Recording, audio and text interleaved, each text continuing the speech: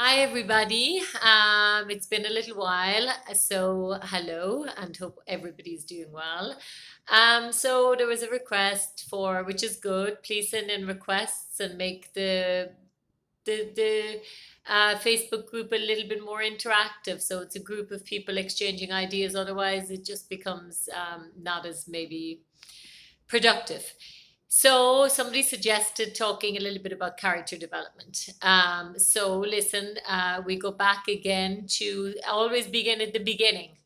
So you, of course, you read your play. I'm going to do this in mini lessons. I'm not going to do the whole thing today, but we'll talk a little bit about aspects of the character development, or talk a little bit about understanding the character. So how do you understand the character?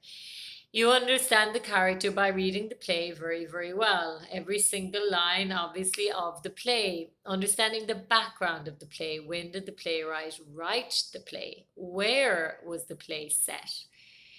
What era do the characters inhabit? You have to do a little bit of background work, a little bit of research. If it's not contemporary, then you have to move out of your comfort zone and study very carefully the time, the sociological aspects of that particular era when the playwright wrote the play. So that's the first thing. If it's a contemporary play, it's a little bit easier. Is it set in the United States? Is it set in Europe? Which country is it set in?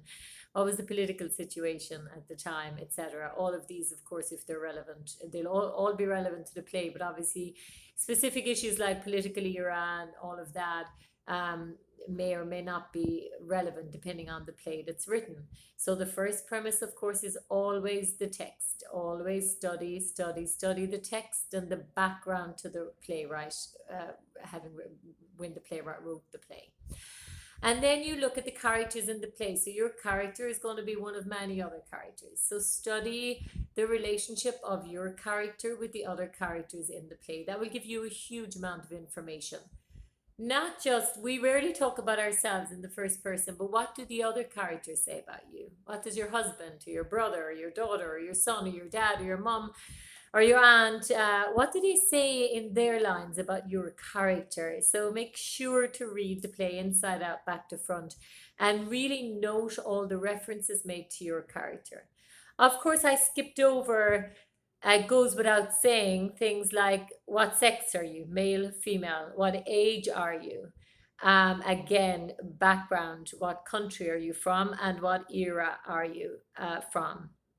And then we move to the next level of relationship with other characters in the play, because that determines everything. Your relationship with the other characters in the play, in many respects, determine everything about how you deliver each and all of those lines. Remember, we were referring earlier about actions, intentions in a specific scene.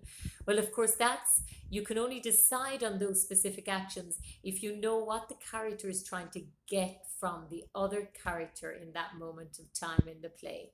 So again, it's hugely important that you really, really study what the relationship of your character is to all the other characters. And remember, it's not a static relationship. There's a story, there's a middle, there's a beginning, sorry, there's a middle, and there's an end. There's a journey, and it changes. It weaves. The character's objectives weave depending on what they're looking for, or what the objective is in a particular scene.